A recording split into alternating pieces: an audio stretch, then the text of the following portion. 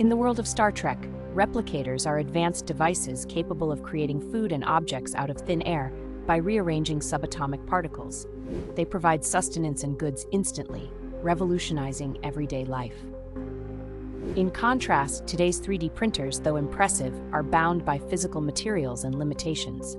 They craft objects layer by layer using plastic, metal, or other materials, taking hours to produce a single item. While 3D printers are a significant technological leap, they lack the molecular manipulation prowess of replicators. The dream of converting energy directly into matter remains a distant reality, but 3D printers mark a crucial step toward that futuristic vision.